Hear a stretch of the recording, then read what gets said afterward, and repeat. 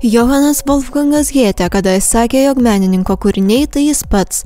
Šį kartą atvykome į būtent tokių dailininkų erdvę. Kviečiame į ypatingą laisvę ir šilumą pasižyminčių tapybos darbų kūrėjų Lidijos ir Jono Dailidėno dirbtuves. Sutarimo, kas link mano ir josios, tai kartais būna labai skirtingos nuomonės. Va. Ir čia, kaip, ginčų būna įvairiausių. Vat, bet vis tiek, sakykime, ji mane supranta ir mano, ką aš darau, meną, aš josios irgi suprantu ir vis tiek jau randam, kaip sakant, tokią bendrą kalbą. Vien man nenurodinėja, kaip reikia man dirbti, aš irgi nenurodinėjau. Kiekvienas savo, tai va, taip. Ir sugyvenam. Tai taip, čia jau daug kartais. Daug. Ypač jau dabartiniais metais kažkaip atrodo jau tiek jau dirbam su tom tapybom ir atsiranda abejonės. Rantat? Galbūt čia su amžiumi, gal taip turi būti. Bet to, aš irgi už tai, kad menininkas turėtų tą abejonės krislelį. Nes jeigu jau mato, kad gerai daro ir nosį riečia, tai turbūt nelabai gerai. Ir pačiam menininkui, ir jo menui. Bet jūs apskritai renkatės dažnai gėlių motyvus, ar ne? Augalų? Aš tik panašiai gėlės, augalai, žolės. Man čia yra pagrindinis mano gyvenimas, džiaugsmas, pievas, laukai. Aplink Molainių labai daug yra pievų, augalijos, su dviračiu pavažiuojam, prisirenkam vis pilną bagažinę, visokių žolių. O paskui piktžolės auga kieme. Tai iš natūralios gamtos dažnai tą? Tik iš natūralios, taip. Ir panašiai, kaip prisiminimai ir taip, natiurmortai. Labai visiems patinka aguonas, visi nori tos vasaros. Bet negu vyras skirtingai renkatės? Labai. Tai draugai ir sako, vienas kosmose skraida, o kita šliaužia po žemės. Ir dabar sunku patikėti, kad menininko Jono Dailidėno kūryba nebuvo įkvėpta tėvų, o ir noras kurti nekartą buvo žlugdamas tuometinės santvarkos. Mano tėvai tai nebuvo, prie meno buvo valstiečiai, kolūkiečiai dar tais tarybiniais laikais. Ir šiaip viso laiko žemdirbiai buvo, nes, kaip, tėvai tai mano buvo labai gimę dar Smetonas ir prieš Smetonas laikus, suprantate. 10 metų ir 15 metų tai gimimo, tai aš toks kaip pagrandukas jų, tai ir tą gal ne tiek meno iš jų pasiėmiau, bet tą supratimą apie dorą gyvenimą, sakykime, močiutė. Toks, o tas jau priėjimas prie meno, tai galbūt pagrindė vis tik buvo knygos. Tai tais laikais, nes kai kaime gyvenimas buvo, nuo Panevėžio čia nors ir netoli, bet, sakykime, Upytėj, mano gimtinė ten Stultiškiai, iki Panevėžio, kiek čia, 15 kilometrų tik tais buvo, bet atvažiuodavom, nežinau, labai retai, į metus, jeigu kartą, arba iš vis. Kol mažas buvau, tai turbūt, kai pradėjau eiti kokią 5-6 klasę, galbūt tik Panevėžį jau tą pamačiau. Žodžiu, toksai truputį atskirtas nuo... Pradžiai, tasai mokykloje buvo mokytojas toks Vladas Vaišvila, jisai, gal kažką pamatė, kad aš linkęs į tą pusę ir jisai, galbūt pradėjo mane šefuoti, nors tais laikais tas šefavimas, čia toks žodis kažkoks, ne 5-9, atkreipė dėmesį mane ir jisai, sakykime, visi paišo ten, nu, kokį tapo piešinį, jo, ten pastato molinę puodynę ir visi ją piešia, jo. Nu ir aš irgi nupiešiu. Visi nupiešė, visiems 5 parašo 5, o man 3. Kodėl? Sako, tu gali geriau. Ir iš naujo paišyk tą puodynę. Nu, o tada, kai dar 1, 2 nupaišau, tada ir man 5 parašo. Nu, o tokia buvo. Bet kaip čia, galbūt tą pyktį tokią dar, kaip sakant, sukėlė manyje. Nu ir kaip, ir šiaip numėgdavau namuose ten. Tai va, paskui dar buvo, nu, dar draugas buvo iš Upytės laikų, tai Belazaras. Toks jo dėdė buvo kompozitorius Antanas Belazaras. Tai va, jo sūnėnas, nu tai va, su juo jis irgi tapydavo, pieždavo, tai va mes kartu, kaip sakant. Ir tas pats mokytojas buvo Vladas Vaišvila, nu ir jis kaip ir grupė subūrė mus, nu, Upytė ten gražu, parodas pirmas darėm, nu, ir taip po truputį, nu viskas. Ir paskui baigėm ten 8 klasės tai Upytėje, tada į Panevėžį, į Balčikonio vidurinę mokyklą. Nu, tada kitaip dar vadinas, pirmą vidurinę. Ir ten, vat, mokytojas Beresnevičius, toksai irgi, kaip sakant, paėmė į savo rankas. Nu, taip, nu, pats neapsileisdavau ir, sakykim, žmonės, su kuriais susidurdavau, irgi ten paskui toliau šitas Naruševičius, Kazimieras, vat irgi. Nu, taip po truputį, kaip sakant, ir toliau baigiau tą vidurinę ir kaip stojom, bandėm stoti į Vilniaus, tada institutą tą, nu, ten konkursą nepraėjom, tada į Šiaulius, Šiauliuose į pedagoginį, ten įstojom, nu, sakykime, iš kokių 50 kaimo gyventojų, viena moteris tik tais mane vertino ir man vis liepdavo, tai jos karvę kokią, ar tai, nu, vištą nupiešti, ten, žodžiu, vat, irgi tokia. Nu, ir dėdė dar buvo mano vienas toks irgi, nu, tipo, nepeikdavo, bet šiaip kiti, nu, kaip, nu, nerimtas reikalas pasirodo yra. Šitas užsispyrimas kažkoks, supranti, buvo. Nu, kaip, vat, aš nežinau, kaip čia pasakyti, vat, kai tau sako, blogai, o tu ant pykčio, žinai, taip, aha, jeigu tu taip sakai, aš padarysiu, vat, nu, kaip, savaip, jo. Nu, ir taip, vat, tas, nu, kažkaip, turbūt tas užsispyrimas ir, nu, ir kaip, o paskui jau vis tiek, sakykime, ir mokytojų palaikym, nu, jie tai verčia, supranti, daryti, bet jeigu mato, kad jau gerai kažką padarai, tai vis tiek ateina tas pagirimo žodis ir, nu, vat, taip, vis tiek čia nebūna vienas, kad taip jau užsisėdė. Kai aš mokiausi po vidurinės mokyklos institutą, tai buvo hipių laikai, žinot, tasai atėjo, nu, kaip ir pasipriešinimo toks periodas, žinot, vat, ypač, nu, tai santvarkai, nu, taip, vat, vaikščiojom mes Šiauliuose ten apaugę plaukais, policija sugaudo visus tos studentėlius ir nuveda į kirpyklą. Vat specialiai, nu ir viskas, stovi prie durų ir laukia, kol visus nukirps. Nu, nemokamai, išeina vis pliki tokie, nu, bet va, irgi, kaip sakant, tasai, kaip čia, prieštaravimai tai vyriausybei, nu, valdžiai, nu, kam čia buvo, nežinau, va, santvarkai tai, nu, ir vaikštai kaip didvyris, kitą kartą nuvesdavo, va, atrodo, nieko rimto, žinai, bet tai nuovada, nu, policijos, nu, atrodo, žmogus nieko nepridarim ten.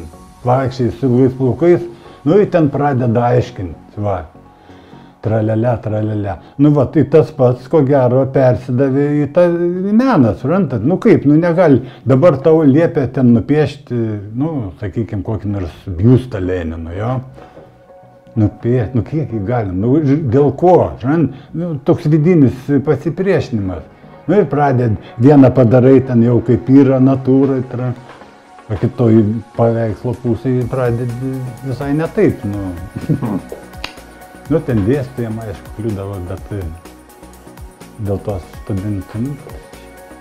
Nu va, ir paskui ir toliau taip pat, nu kaip, sakykime, jau ir pačiam gyvenime, ten baigus visus tuos mokslus. Kažkiek, vat, būdavo, nu toks, čia skaitas konformizmas, rantat, kai yra pusė tavęs, nu, daro tai, kas reikia, o kita pusė daro tai, ką tu nori, ką jauti, vat. Ir kai, sakykime, atėjo ta nepriklausomybė, tas išsivadavimas iš to, ką reikia ir ko nori, nu, buvo kažkokia tokia biški trinti, žinai. Va. Nu, bet palygint greitai čia tas prisilaužimas įvyko.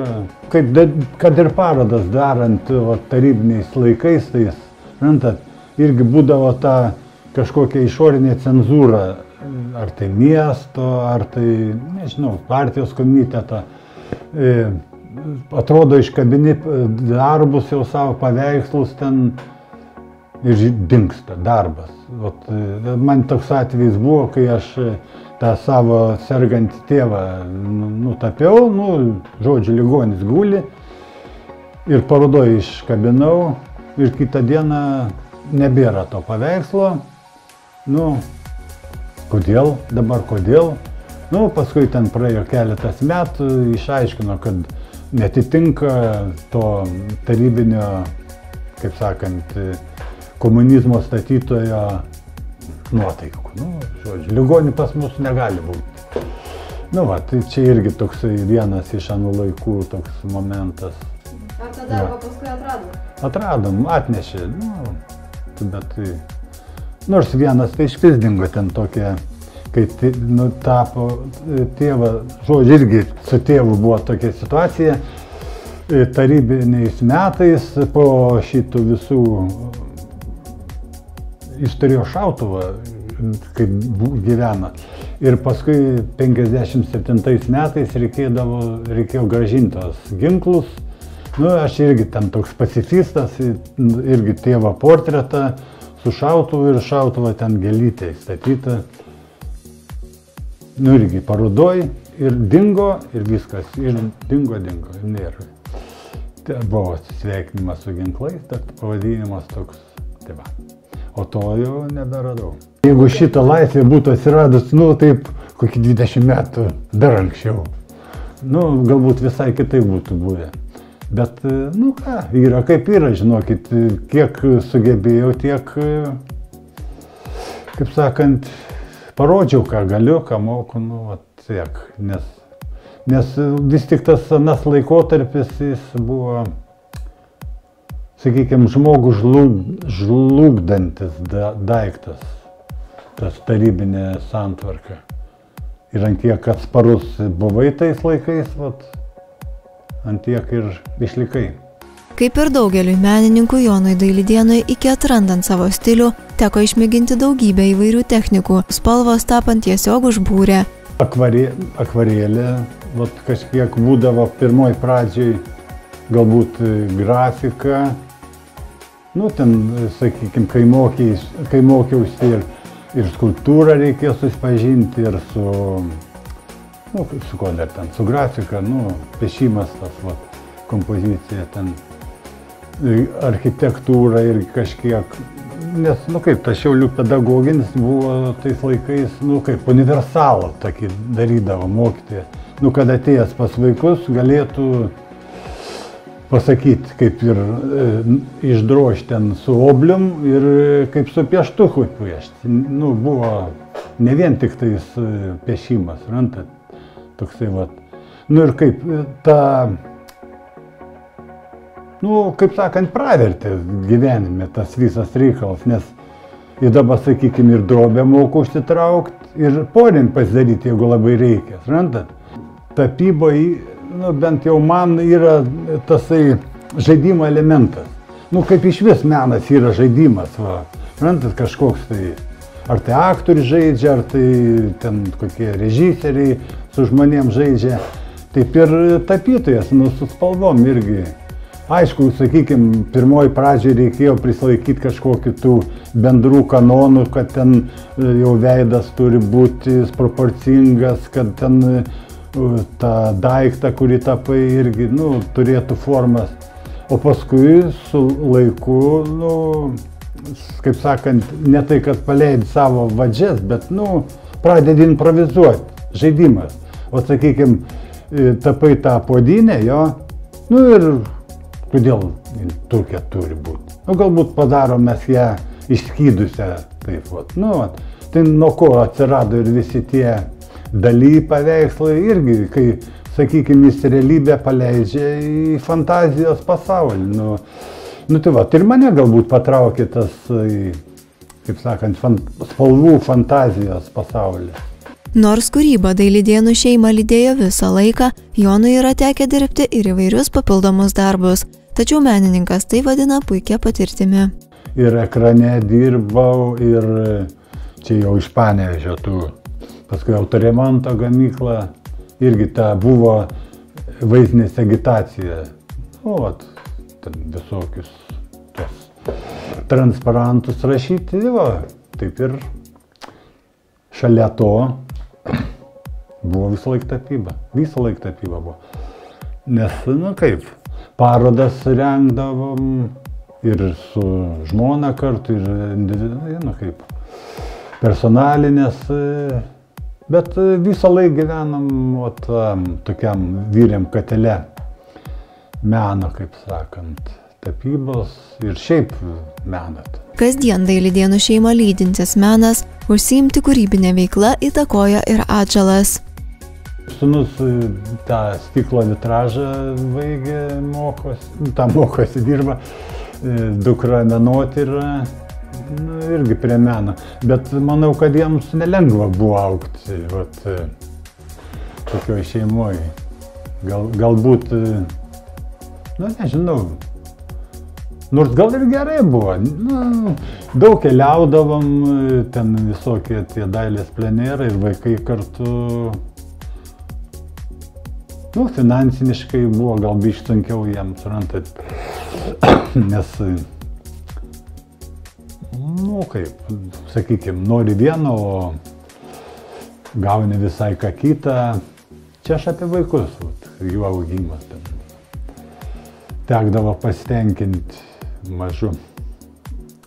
Bet nelėpės, kad būti ir net nežiūrėkit į šitą pusę. Ne, taip nesakėm, nei kad nežiūrėkit, nei kad žiūrėkit. Jūs, sakom, nu, pasirinkot šitą, tai ir gerai, žiūrėkit savo. Nu, tai ir ką, nu, labai malonu, žinok. Sūnus iš pradžio abejoja, jis ten galvoja apie gamtą, bet kai nuvažiavo pareiškimus paduoti dėl gamtos, tai pasirodo kažkodėl Dailės akademija atsidūrė. Tai va, taip. O dukra tai jau tiesiai į akademiją. Tai va. O jūs ar nesigailit pasirinkęs tokį kelią? Aišku, ne. Gal buvo mintis kažką keisti? Ne, nežinau, man tai, ne, tikrai, nei kosmonautų nenorėjau, nei politininku būti. Jo, kažkaip nuo mažų dienų jau prie to. Medis labai patikdavo, nu, ta prasme, kaip dirba su medžiu. Atrodo, nu kaip, nieko čia keisto, bet tas vat šviesos, suprantat, atėjimas, jis, nu kaip, turi šitų šildyti. Kažkaip ir pajausti žmogus turėtų, nu, net nežinau, nei ką pasakyti, bet va tas atėjimas čia yra.